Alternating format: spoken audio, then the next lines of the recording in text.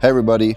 Welcome back to FW22's very own podcast, The War at Home. We're very excited that not only is this season 2, but our guest that's kicking off episode 1.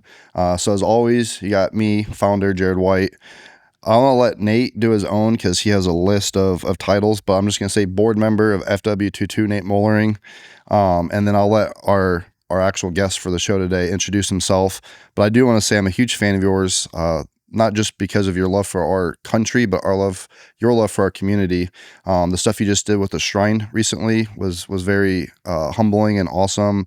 If you've never been out there to the Vietnam Memorial Wall, I think it's a 90% replica. But the work that you just did to get the mausoleum, it's just a very beautiful and historic place to my heart. So this guest, you're going to hear all about it in the next hour, but he is an absolute true patriot. He's a dear friend.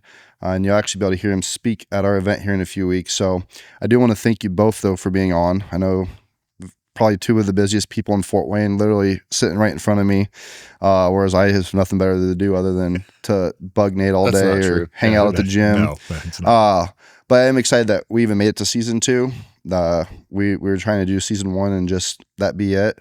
But we had a lot of guests. We had a lot of good feedback, and our partnership between Allendale and Remy Alive has just grown so much that here we are. So Nate, if you want to kick us off, tell us a little bit about yourself and then toss it to our amazing guest. Yeah. I mean, I guess the most important thing is that I'm a person in recovery. You know, I struggled with drugs and alcohol and mental health for years. I'm also a resident of Allen County. So honestly, I'm just one of the people, but I do have some titles. You know, I'm the Chief Executive Officer at Fort Wayne Recovery, Chief Executive Officer and co-founder of Allendale Behavioral Health, and the Executive Vice President at Allendale Treatment, as well as the co-founder and co-producer of Bare Knuckle Recovery. Obviously, that's a lot of different stuff, but at the end of the day, like I said, I'm just a person in recovery trying to carry the message to the next person.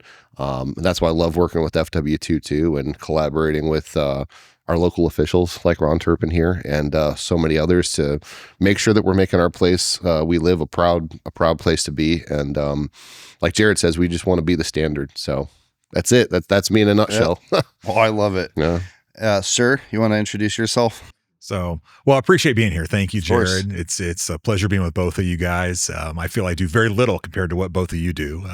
Ron Turpin, Allen County Commissioner in my first year. Actually, I'm getting ready to complete 7 months so far as Commissioner. Congratulations. Thanks. Before that, I've spent my whole career in the business world. I'm a tax lawyer and a CPA by background and had the real privilege of being CFO of 3 companies. Here in Allen County, Northeast Indiana. And a few years ago, really decided I wanted to move from income to impact. And really, what could I do really to help? This is an amazing community with many resources, many positives. However, there's also many people in need too. And what could I do using the skill sets I built in my career to help our community be all it can be? And so my wife and I talked about it, prayed about it. I decided to, we'll talk a little bit about my why a little bit later, in the jail and all that, but decided to run for commissioner where I met both of you through that process last year. And so we're doing some great things. There's a lot of amazing things going on in Allen County right now, and I'm thrilled to be a part of it. So I want to say I absolutely love that you said from income to impact as a very selfless thing to do. A lot of people talk about it, but to actually be about it is a whole different story. One of the reasons why I wanted you to come on here is obviously I find you as a dear friend of mine. I have very few dear friends, but you're very personable and you are who you are is what you are. Like there's nothing, like some people I have friends with and who they are on Facebook is completely different from who I see behind the cameras. He's authentic. He is. And I don't think, and I could be wrong, but I don't think a lot of my followers would know who you are. Obviously, maybe you're getting traction because of what you just did for the shrine, which is huge.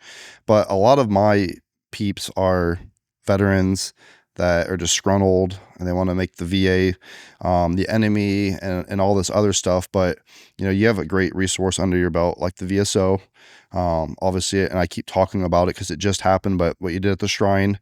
But as far as my followers, all the disgruntled, angry, wild veterans that we love so much and work with, what's something that they could take away from who is Ron Turpin? So I would say I try, every day to be, faith is a big part of who I am. I don't shy away from that. And really, how can I be kingdom impactful every day and really show the love of Christ to everyone around me? And not just, those that have, status or money, but really everyone. And so this job, I can do that. And that's a great thing. And, it's interesting. You talked about, the Shrine, which was a group that I wasn't really familiar with until a couple of years ago. And some friends came to me and said, "Hey, we have this group of vets that, have this memorial over on the southwest side of town. And they need $10,000 to get this tank, moved from Virginia to Allen County." And, apparently there's a list of, for tanks that if the military decommissions them, at the time, Congressman Banks had got it moved up to the top of the list, but the guys out there couldn't afford to move it from A to B. So I went out and met with them and said, "Hey, what can I do to help?" And they're like, "Well, we really need $10,000. I'm like, "Okay, I'll make some phone calls." And so I made 3 phone calls and we had $10,000. And so the tank is there today. And I'm like, "That's pretty easy. What else can I do for you?" And they said there was a real passion they had that, I've not had the privilege of being a veteran, but, my family's been here since, before the Revolutionary War, and had a number of our family members that have fought in every war really from there, through, Korea, and have really said, their biggest desire was they wanted to put a columbarium in. And they had a donor that had donated one, and it was sitting in a warehouse in Michigan for 3 years. And, there's a lot of guys that when they pass, they want to be buried with their buddies, right? And they want to be buried, by the wall. They want to be buried by that chapel.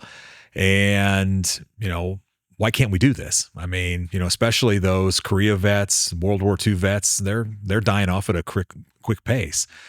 And so found out it was really political red tape. The state of Indiana had put all kinds of roadblocks in, they had to do bonds and all kinds of things like that. And I'm like, this is crazy. And so used some of the resources that I had and others to get the legislature to kind of unstick that. First year wasn't successful. We had one, powerful representative that kind of killed it. Couldn't figure out why. And so this last session, we got it through. And so was pleased to be there when the governor signed the bill, just a few short weeks ago. And that first columbarium is there now. And so guys can start using that. So that's just some ways, using this role that we can make some phone calls, make some connections to get stuff done that really help people, everyday people who have served this country, really to help show our appreciation. It's one thing to say we appreciate you, but it's another to actually show it and get stuff done. And to me, I don't need the credit. It's really about, can I make life better for as many citizens as possible in this county, one person at a time. Well, I appreciate that. And I do want to say on a side note too, you talk about man of faith, and I literally was just talking about you the other day because so I don't know why, but people want me to come to church with them. Like there's like all these different churches, right? And so if I do go to church, or when I do, it's the city church with my sisters, but for whatever reason, people are like, you should check out my church. And somebody the other day was like, do you read the Bible? And I was like, I don't need to. And they looked at me funny. I'm like, every morning at like 7 a.m., my friend posts something, and every day, I feel like for years now, that's the scripture I read to start my day. So I appreciate you for doing that, because little do you know, every morning, that's what I start my day with. You put the pressure on me. Yeah, well, can't forget one now. Well, it's awesome that you do that, though. It's interesting that, all that is really my daily devotional that I do myself. Great. And I started during COVID because, we had so many people that were really questioning, and I've never had that struggle. But to me, it was a way to do an encouragement, to others.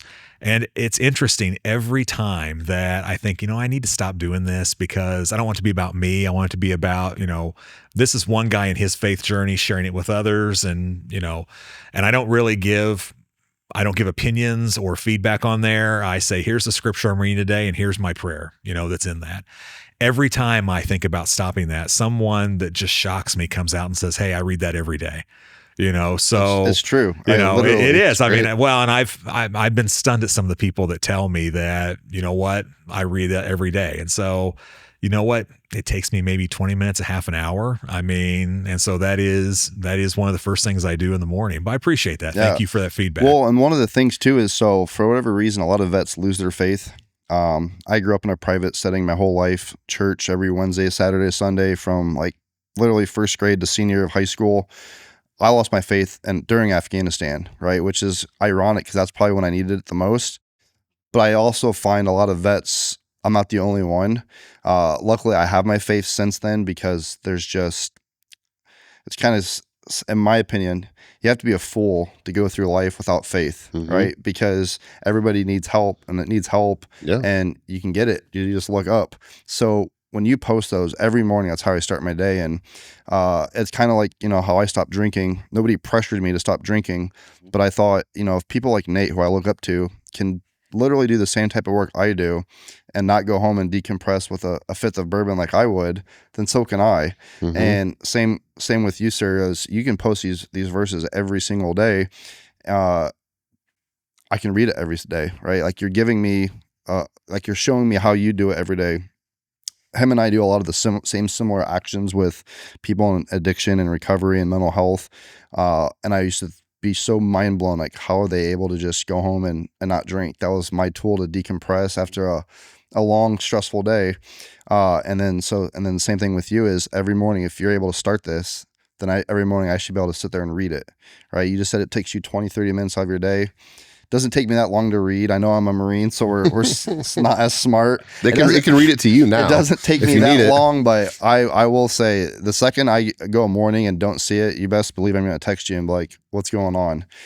Because it has become literally for like 2 years now how I start my day. So, and I was just talking to somebody and they're like, yeah, who? And I'm like, just add them on Facebook. You're going to be blown away.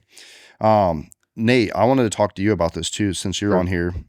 So obviously, yeah, you're a board member for FW22 and you have all these great titles.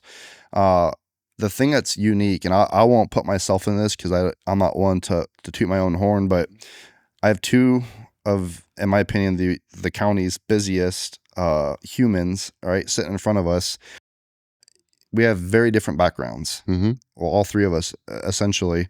But what's unique is how all three of us in some way or another work together in present day. Was it 2025? Present day 2025. Yeah. I think it's really wild. Not only how that happens, but I also think it's faith. The Lord brings people in your life for a reason. You cross paths. I think on the last episode I talked about Isaiah 6:8, which is literally words I live by. Besides, exclude me from this, but how do you feel like your cross have passed with Commissioner Turpin, and like why do you think that happened? Because I was talking to Tyler about this last night. It's very weird. As long as I've done this 11 years now, some of the people that come into your life, right, that you would never expect. Like I would never expect to tell people I hold Ron Turpin as a dear friend, and then they're like, how do you know that guy? And I'm like, well, I've seen his work. Even when he was at Ambassador, for instance, we ended up not working with Ambassador Enterprises because I'm not a patient person. But during my 9 months going through since our first meeting at Ambassador, they taught me so much about, you might have a passion and you might work hard, but on paper, how does FW22 look? Stewardship. Financially. Yeah, you're talking about stewardship. Don't tell that joke. I don't want to. I don't want to hear it. Financially, what are you guys doing? Like, so because of Ambassador, like we have to a T nailed down. Like we just passed our financial audit. I credit Ambassador for that because if they didn't teach this big dumb Marine how to be legit on paper, I would have just been another guy with a big heart running a nonprofit. Now you through Allendale and Fort Wayne Recovery and Bare Knuckle Recovery, why do you feel like your paths had to ever cross with Mr. Turpin? Like, because you guys both are in their community leading from the front, which is huge. Yeah. Well, I think number one, we both care deeply about the community. I mean, Ron, as he laid out, I mean, his family's been here since before the Revolutionary War. So not only do they just care about the community, but you literally have blood in the soil, and that's unique. That's rare. So it's more than just, financial investment or anything like that. I mean, your family sacrificed for generations to be here and to build the community to what it is. And for me, I have a similar story. My family's been in Fort Wayne for a very long time, and there's a lot of things associated with my family in the city. But, Ron and I both, I think, and you as well, I mean, all three of us sitting here are very concerned about raising the standard of living in Northeast Indiana, not just from an economic financial perspective, which we all sitting here recognize is huge. I always like to tell people, there's no such thing as a nonprofit if you don't have profitable for-profits, right? We have to take care of that, and then we can do the other things we want to do. So that's very important. But raising the standard of living is the community a place where you'd want to raise your children from the perspective of faith and morals? How do people treat each other? How do we interact with one another? Do we have a sense of community? So I think Ron and I are on the same page with a lot of that. He's going to get into probably his opinion and views and what he wants to get done with the jail.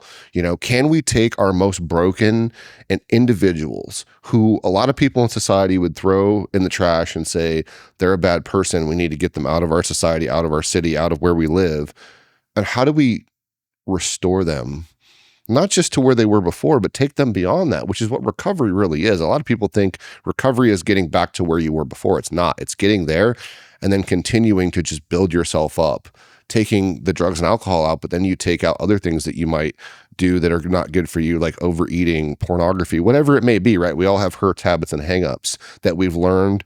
Either you could say nature, nurture. Some of us are predisposed to having certain kinds of issues. Others of us pick those up through the environments, whether it's in the home, whether it's the community we're around, whether it's the friends we choose. But I think all of us sitting here just believe that it's highly important that we continue to raise the standard. It's like Jared always says, FW22, Allendale, Remedy, all of us, we want to not just raise the standard, but we want to be the standard.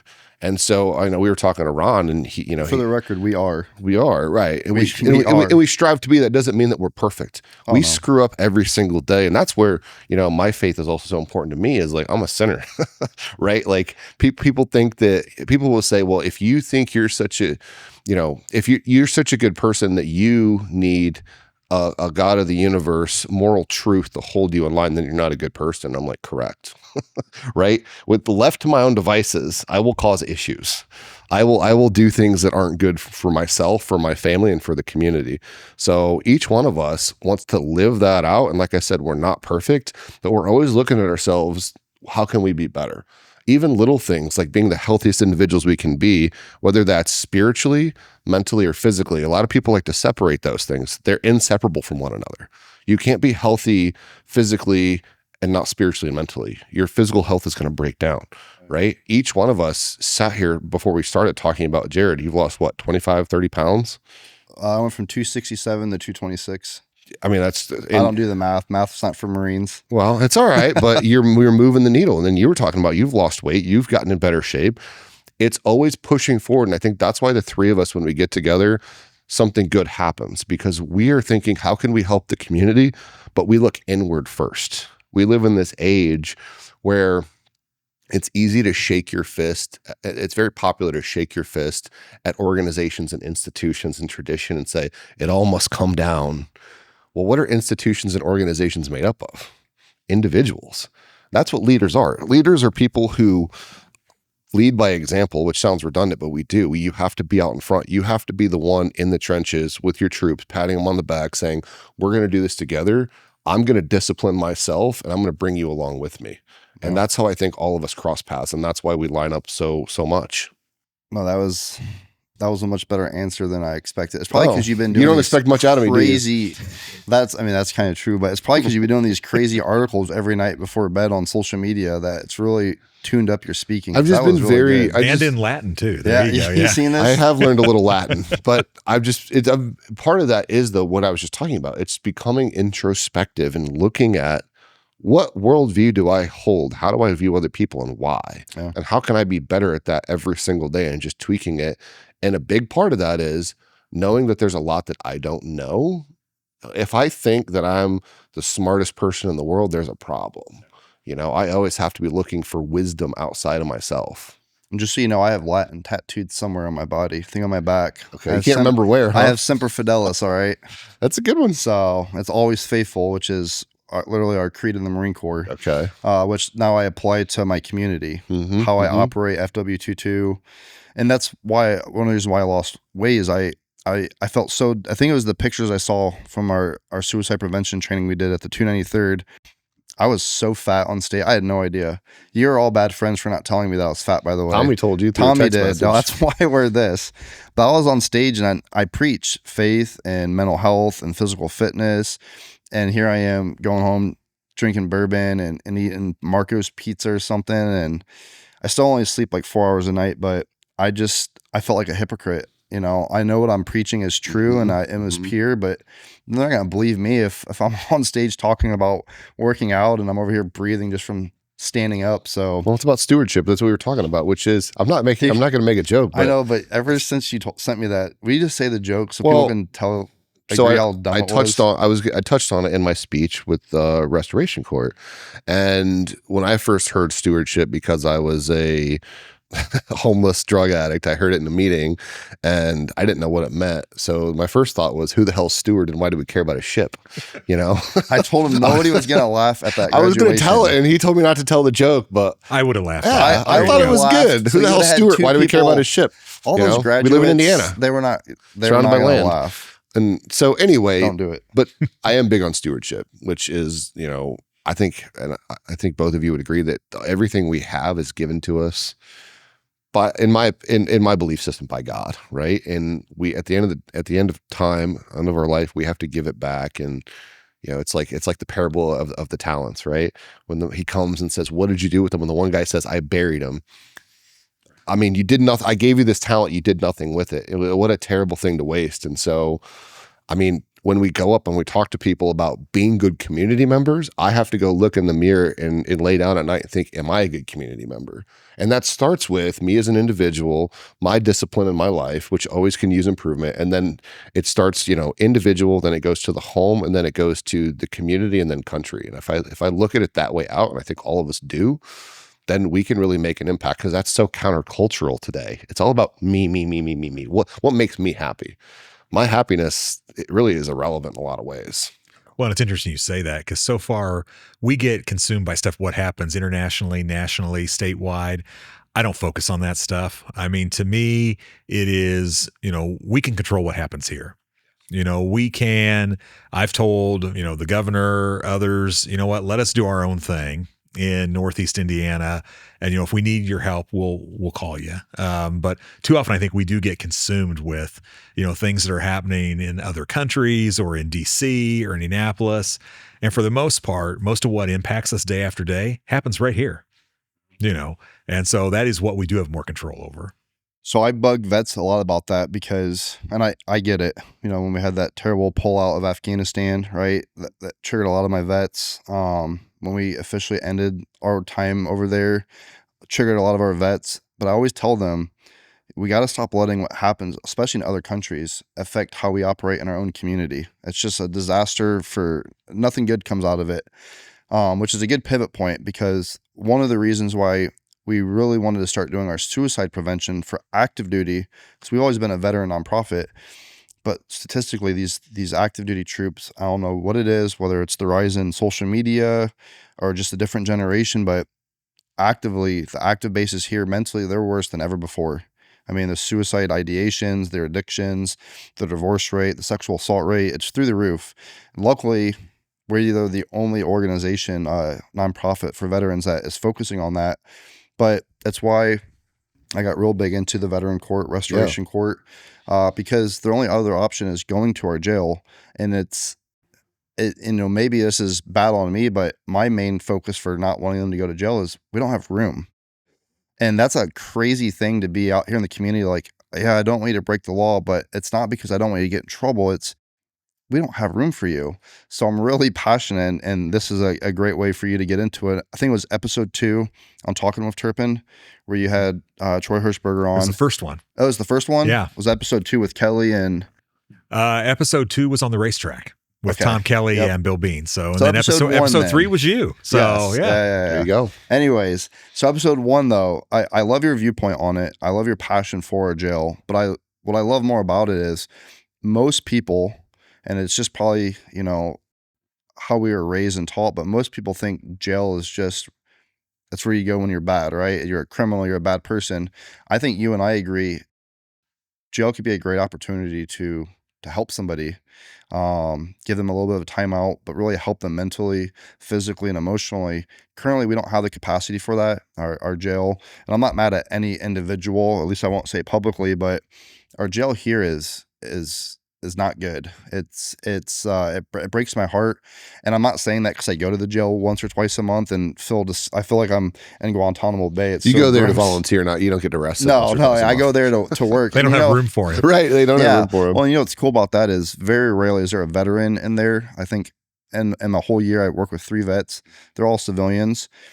I'm still close with them today, right? Because Yeah. I love humans, but our jail here is not fit for duty. It definitely, I'm really excited. I've been the co-founder of FW22, works at Wygan, so he always brings me out to the new, I mean, I guess it's not a facility yet. I actually but just came from there. So we So- were doing a behind the scenes tour before I came here. It's So, great. yeah. They're actually, it's beautiful, but I'm very excited for the future of our much needed jail. And I really want the viewers to listen to kind of your take on it. Cause whenever I talk to my clients about jail, everyone, and I'm not saying jail is a good thing. Obviously I want you to not go to jail. But I don't like the way, from the movies to society, jail's where you go and oftentimes become a worse person, right? A lot of times that's where you get your addiction if you didn't have one before. You meet other criminals, you learn better it's ways just- to engage yeah. in criminal enterprises. It's true. That's a lot it's of like a feedback place I to get. like pack everybody together, and it's just, Well, yeah. I will say this, it reminds me of some of the places I've seen overseas, right? And jail could be such a great opportunity to have somebody truly love you for once and really set the setting for when you get released, where you want to be in life. Right now our jail is there's, we got the deaths, the suicides, the mental health, the addiction. It's just a wild zoo out there. So I'm really excited for this future, but I'm really excited for your take on it and all the work you've done on making this happen. So, well, I appreciate that. Well, as you both know, that was my why for why I ran for commissioner. Is, when I first was approached about it, I'm like, no, I'm happy in my business life. I was on the school board at the time. I like policy, not politics, and I'm perfectly happy staying in the business world. The challenge I always saw is we were having the big community conversation about a jail, right? And, they talked about the location, how much it's going to cost, how many beds it's going to have, but no one talked about why is the current jail full? We have over 700 people in that jail right now that, the federal government says is full at 600. And so, we're building a new jail that will have 1,400 beds. When that thing is completed at the end of 27, it will be double the size. My concern is, unless we address the underlying causes of why it's full, it's going to be full again and not too far away. And it's being built intentionally to keep adding on to like a Lego set. And so do we really in this community want a jail that's 1,800 beds, 2,000 beds plus? And I would tell you, I think the world of our sheriff, Troy Hirschberger. Good man. His team of confinement officers are top notch. They got a tough job, because their job is to really be what he would call human babysitters. I mean, they're there to keep, the people there safe and in. And when you look at the statistics, a lot of the folks that are there are some bad dudes there, who they've committed a crime. They should be there to protect the public. There are a lot of people there, though, that I would call broken people that, as you mentioned, mentally ill, addiction is rampant in the group, who have just made a series of bad choices. That the question for us as a community is, do you throw them away or do you help restore them? And, the more I've dug into this, because that wasn't the world I lived in. I mean, I lived in a very different world of numbers and facts and figures. And, but the challenge for us is it's costing all of us. I mean, from a dollars and cents standpoint, over $100 million a year we're spending in Allen County just on jail, sheriff, courts, probation, community corrections. What could we do in this community if we could cut that number by a specific percentage? And really, after I won the primary, I had a conversation with the sheriff is let's dream together. What would it look like? We're going to build the jail. It's going to be done. It has so many more possibilities than the current one does. It's got a full clinic. It's got mental illness, facilities. And really, what can we do to get to a North Star of what would it look like if that jail was only a third full instead of full? And instead, if people are mentally ill or addicted, that we have on that jail campus, it's 120 acres in that facility. The jail takes up 40 of it. That gives us 80 acres to do something really special. And to partner with Allendale and FW22 and other organizations, how can we help, for people that can be restored, how do we focus on that? If you've done the crime, you pay the time. However, and that's why, I make it a commitment to go to those graduations, of the problem-solving courts, because you see lives that have been restored. It's expensive, no doubt about it. It costs the taxpayers a lot of money to do those restoration courts. However, I always ask the question, what's the value of a human life? Exactly. And what is the return to the taxpayer by turning someone from a tax taker to a tax maker? Bingo. Who's making and we've restored their family. And, we right now in our system have over 4,000 people in the criminal justice system today in Allen County. Everything from the jail to community corrections, probation, the whole 9 yards. So that's at least 4,000 families that are being impacted. And a lot of times, a lot of these folks have multiple families. So, you can multiply that and then think of the victims. And a lot of times the families are victims of this. So in a county of 400,000 people, we could have 20, 30, 40,000 people that are being impacted. If we can move to restoration, how can we reduce what we're spending on criminal justice and a jail and instead start focusing on, these are people that can have, livable wage jobs and help build our community. So it's an opportunity, I think, that it's worth taking and it's worth helping, push on. And so, through that, we're doing a lot of community efforts right now through this Restore Allen initiative that your mom's a part of with me. And so I'm excited about what we can do. And I think that, people, will, especially people who are jaded, who have been, involved in the system in a long time, are like, well, you'll never do it. Well, I guarantee one thing, if we don't try, we won't succeed. But even if we can get half done of what I envision we can get done, our community will be transformed. Well, that's exactly why he is such an amazing person. But that's literally why, I called this year my year of fundraising, because mental health is expensive. Restorative work is expensive. We were just a small nonprofit for the last decade, but I got so upset because everybody, if you see a poop emoji, by the way, it's just my daughter. But I just get so frustrated because we use the jail as a scapegoat. You break the law, just go to jail. And then when you get out, we'll try again. If it doesn't work, you go back to jail. And I hate that because we should be holding individuals accountable before they get to jail. Yeah. And, I have to play politic very well with these bases because, I love the military more than anything. But a lot of these higher ups, either they're naive to what's really going on within their unit, or they don't want to know. Right. They're on the verge of retiring. They have a very beautiful chest of medals, 25 plus year career. So they think I'm the enemy, and I'm not the enemy. That's why we switched to anonymous data. Yeah. So that way we don't know, sir, who submitted what. They're safe.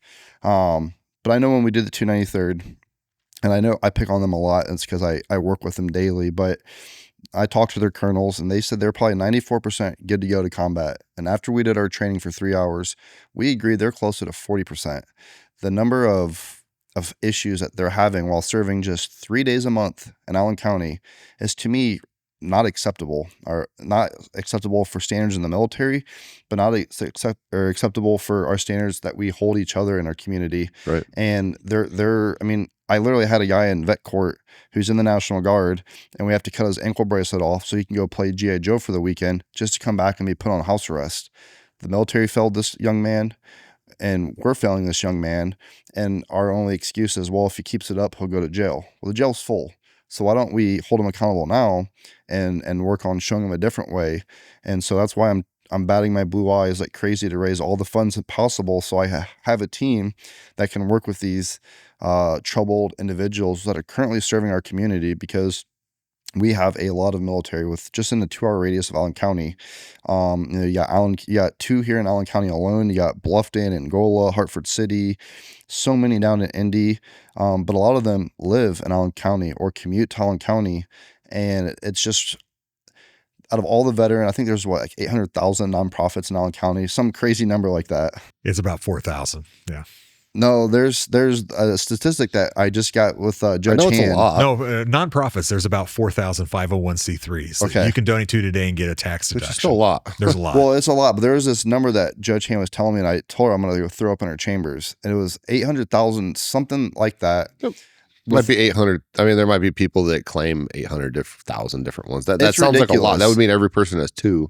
Yeah, it's ridiculous. Well, so I'm on this rampage where I think a lot of nonprofits need to get dissolved, even against their own will, because, and I will say this since it's my podcast, but like, for instance, the addiction world, I get so upset when a loved one loses their child to an overdose, and so they're like, I need to create a nonprofit and honor their name, and they don't realize how hard a nonprofit is, emotionally, physically, financially, mentally. Impact is hard. Why don't you just join one that already exists and really create that movement? And it's the same thing with veterans. And I love all veteran nonprofits, right?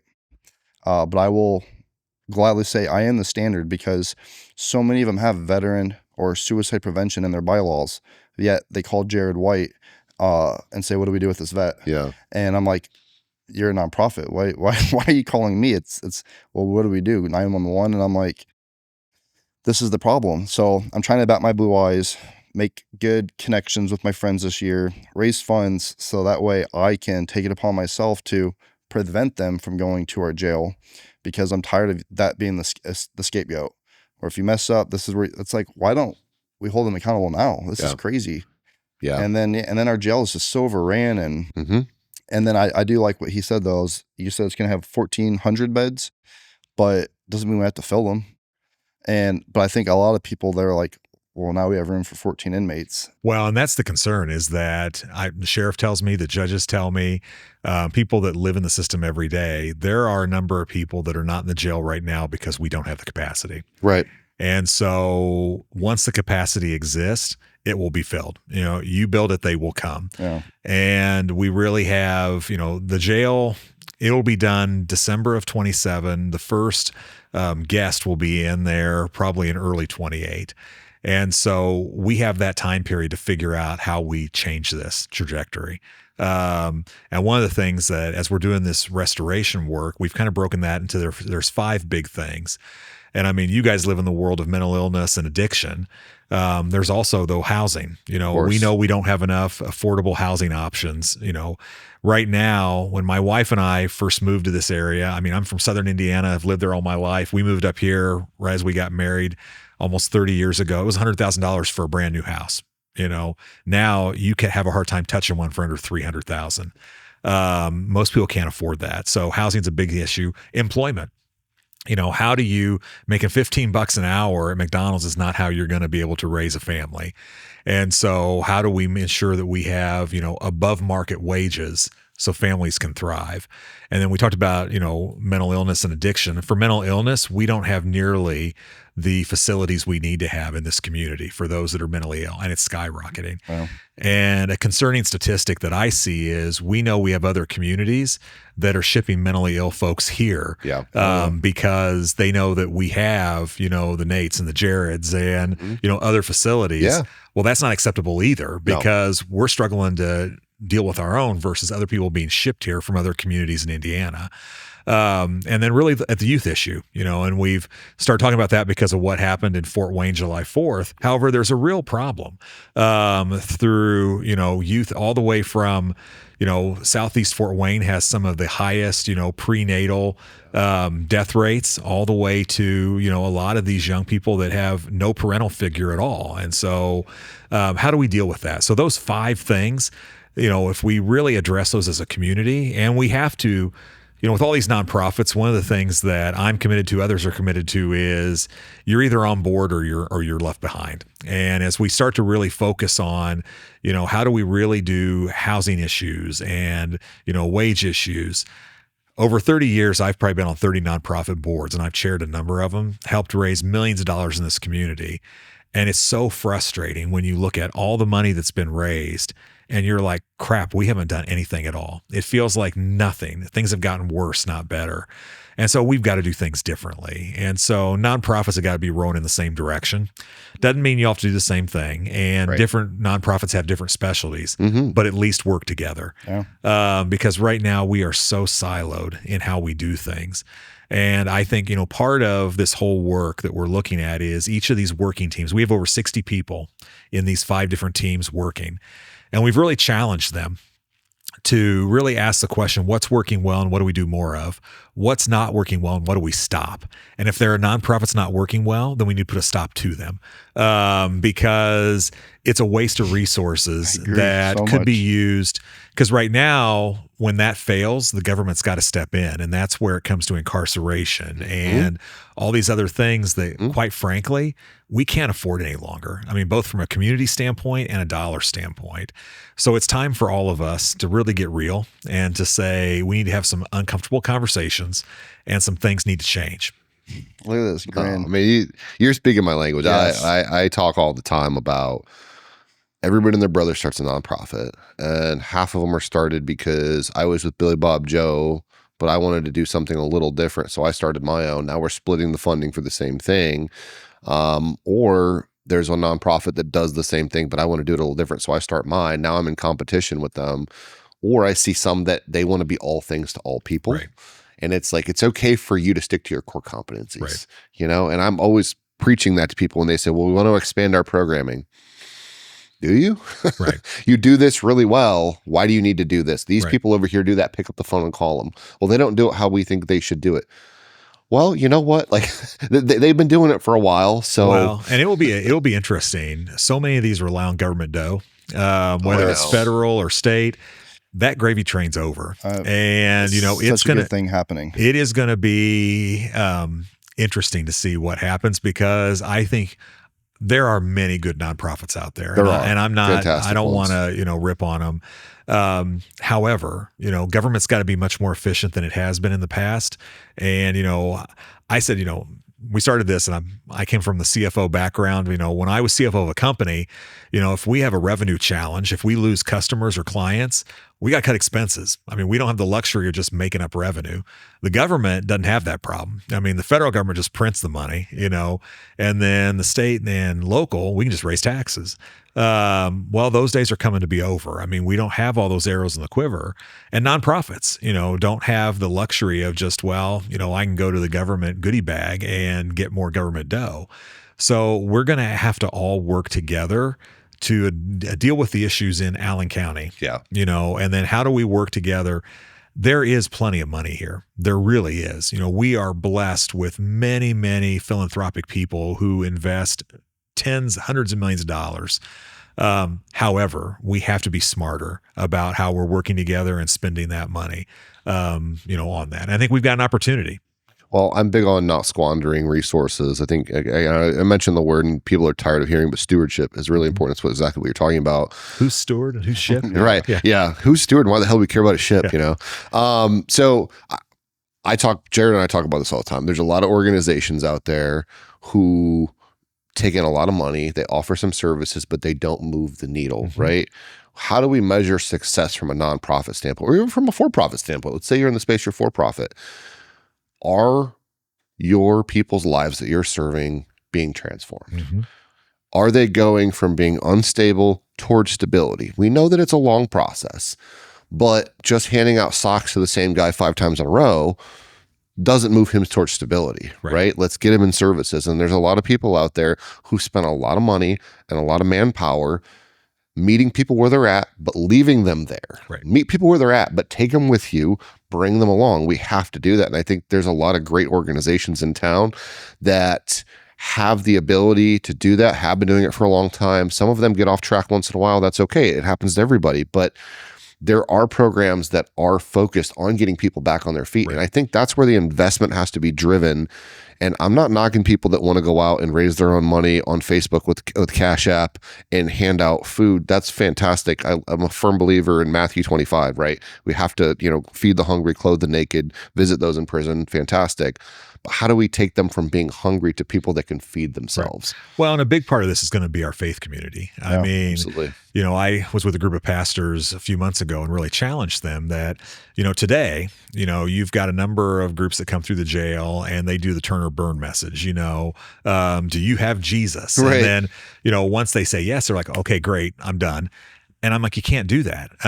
Part of the benefit of this new jail, the restoration campus, is how do we make a partnership integration with nonprofits, our faith community, and others, that if you're going to be in this work, if your congregation wants to be in this restoration work, how can, inmate X gets released, you're going to come alongside.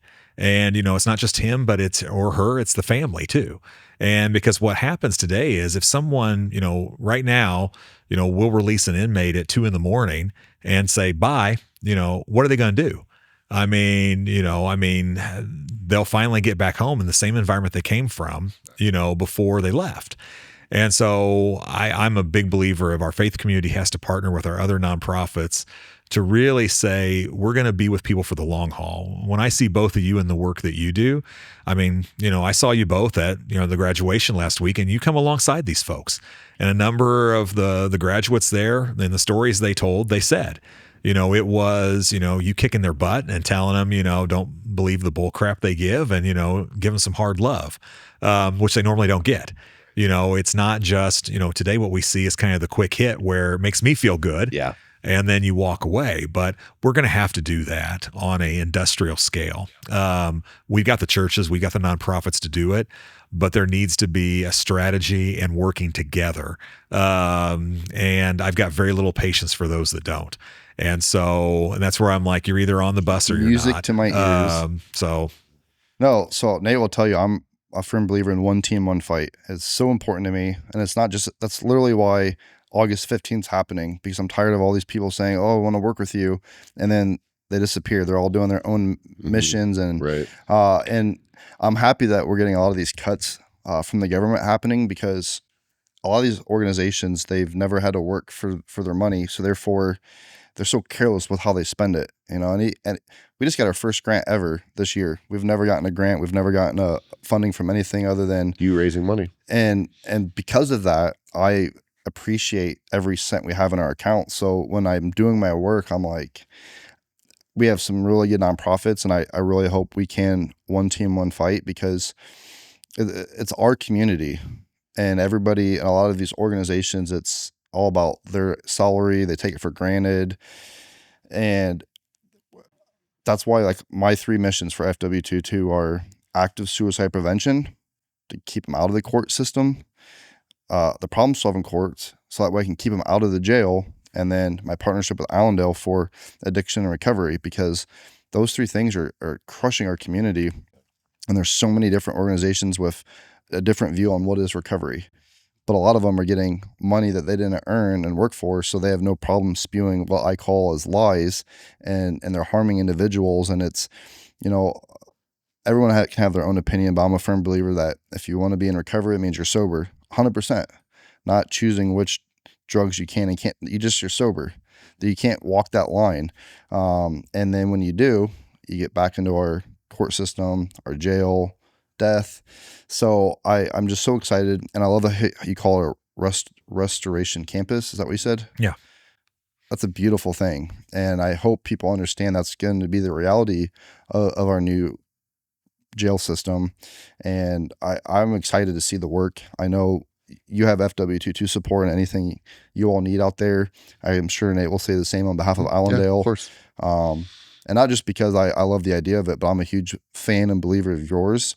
So whatever initiative you're working on, you have my organization's support through and through from start to finish. But yeah, I'm really excited for that. I think you said the first people will be coming in 28. Yeah, early 28. So, but I will say what freaks me out now is that's still 3 years away. our jail is so full right now, and is. it's not slowing down. Whatever reason, I don't know if blame it on parent. I don't know what's going on, but these kids are losing their minds. They need a swift kick in the ass is what they need. I can't even let my daughter go out past 9 p.m. because I don't trust it. She's about to be a 17-year-old girl. Yeah. I just don't trust it. Mm-hmm. That shouldn't be a thing. It's a scary time. So 3 years is a long time. It is, however, it gives us an opportunity to plan. I'm a big believer in, if you don't, make a plan, you're going to plan to fail. And so I think, that we have that time now. And so this is the time that we need to sit there. And that's why, this whole Restore Allen initiative, there's a steering committee of 7 of us. As I said before, I mean, Nate's mom is one of the members with me. Also a warrior. Yeah, she's awesome. So she's got some great stories about you. So I'm sure she does. Yeah, I'm sure she does. And some not so great, but that's all right, man. That's all part of it. Yeah. But We've got prosecutor, one of our criminal judges, the sheriff, who has been a rock star in this with me since the beginning. Our prosecutor and the head of community corrections and the jail chaplain. And then I said we have these 5 committees that are they're the ones in the trenches every day, and they see it every day, from confinement officers to those in probation to those in addiction treatment. And they're going to come back with this list of recommendations in a report, and there could be 50, 100, 200 things there. And some things are things we can do locally. Some things are things that we're going to have to go to the legislature and say, let's make some changes. But my goal is by the end of this year, early next, we'll have that. Okay, now we got the blueprint, and so we can take 26, 27 and let's execute on this so that when that facility opens, we're ready to rock and roll. With not just a jail, but truly what does a restoration campus look like? And who are the partners in that? And so, I look at it and say, my first term as commissioner ends at the end of 28. So I am committed to this will be reality, and it will be fully operational and functional before my first term's done. Because that's why I did it. I mean, if I can't do this, why am I here? It's a waste of time. And so I think we can do it.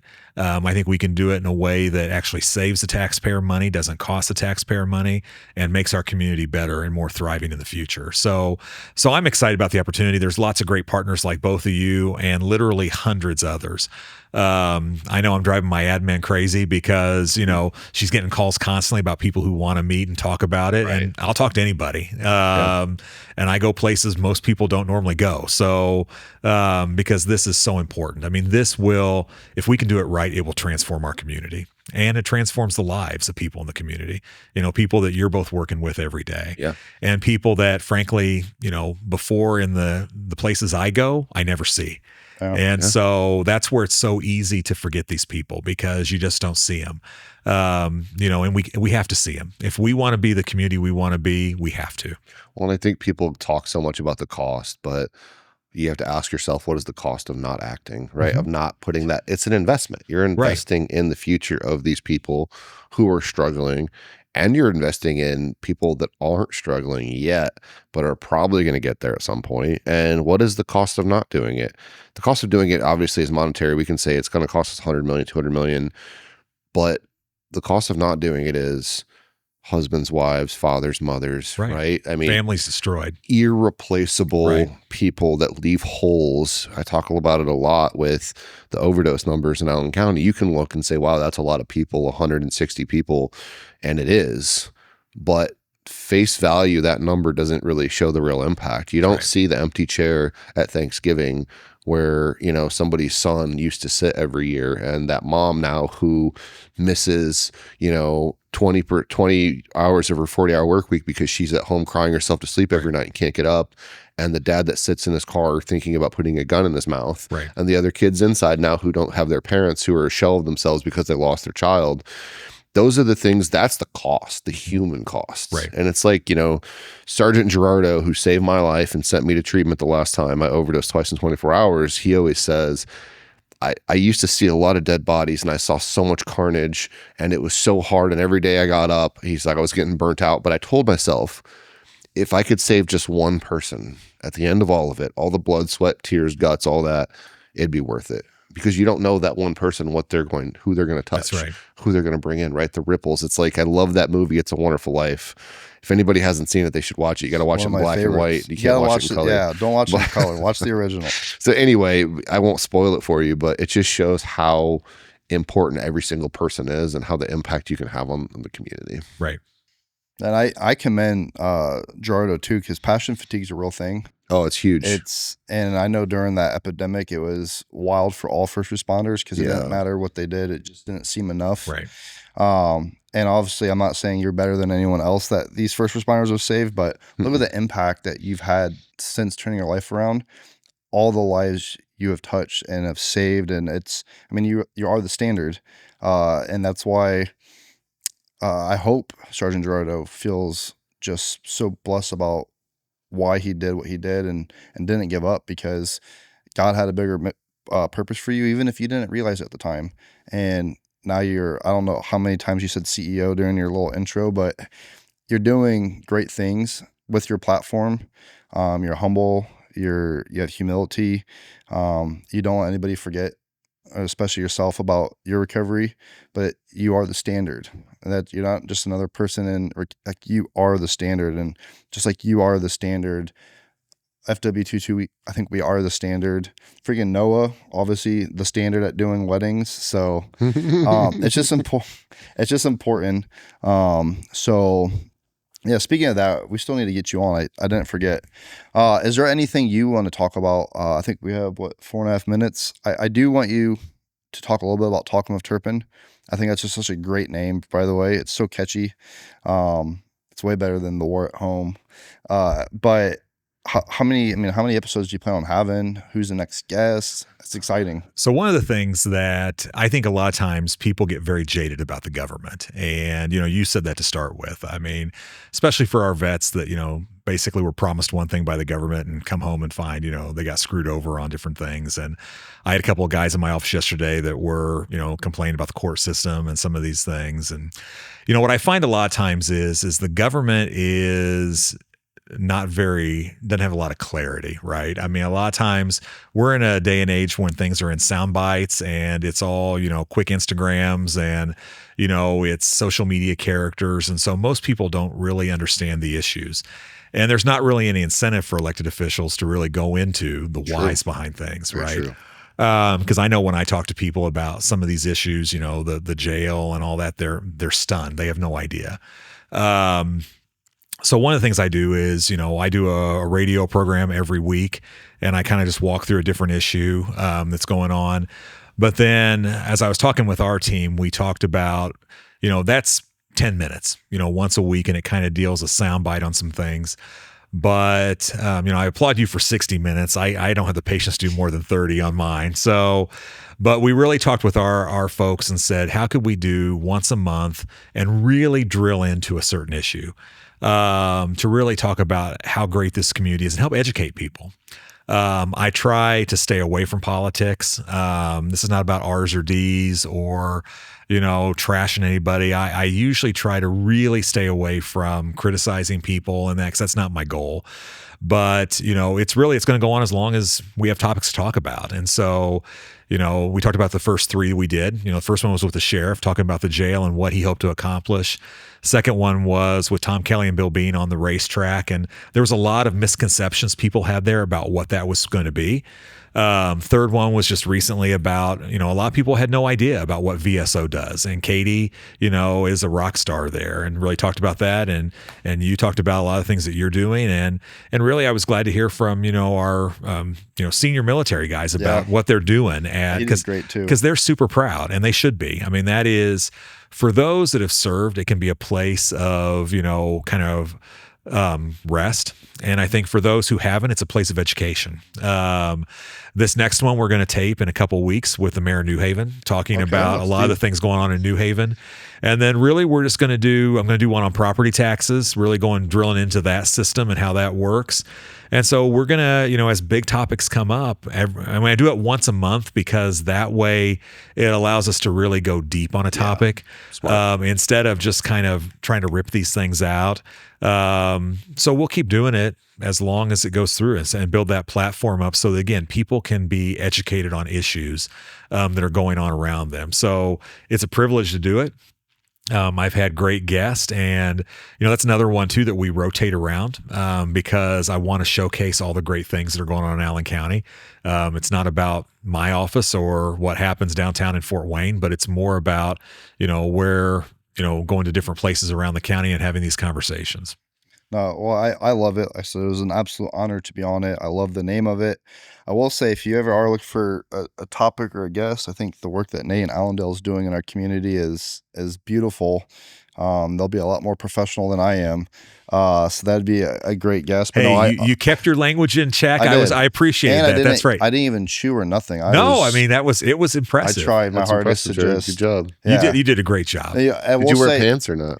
I wore shorts. He wore I wore shorts. shorts. But I will say He's this consistent. though, it was so much harder Yeah. to be good Yeah. because I was with military in the military setting, and that's where I felt at home. Yeah. So you just So are that's yourself. where the chew and the F-bombs come out. Yeah. But I want to be respectful because we did have senior military, and I don't want them to think I'm some scuzz from Afghanistan. But no, I just love that you do that because I could be wrong, but I don't know of a commissioner that's ever toured the community on a podcast before. Right? It's you see them a lot leading up to it, and then once they're in, it's just Well, I think we all have different styles, right? I Yeah. am an extrovert by nature, and again, I got into this. My background's very different from, and I work very well with our other two commissioners, and we all have very different styles. And I look at that as and I am much more focused on the communications piece. I think that we always have to be in front of everything, not behind. Now, I don't like surprises. And so how can we think 3 steps ahead of what we're doing? And so, that is something that, again, it's all about educating the public. And, I've got a platform I can do that. And, I'm not using any public money to do it. I mean, I'm using my own campaign money to take care of all this and to educate the public on it. Because again, it's a passion of mine. I mean, the whole thing about helping showcase, I love showcasing what you're doing and what Allendale's doing. And they're all very different audiences. Sure. Right? I mean, Right, a lot of yeah. mine is going to be a lot of the political people and, business people and all that who maybe never heard of FW22, and they're like, well, I didn't know that, Yeah, and like this guy is tattoos. What an idiot! And it's just me. Hard. they don't think that at all. I mean, No. you both are rock stars, and I really say that. And you both are going in places. I don't have the skill set to go, and I'm a bean counter. I mean, at the end of the day, I've served my whole career in comfort, in offices, in suits, and I've been paid really well to do it. But you guys are doing the work that's transforming lives.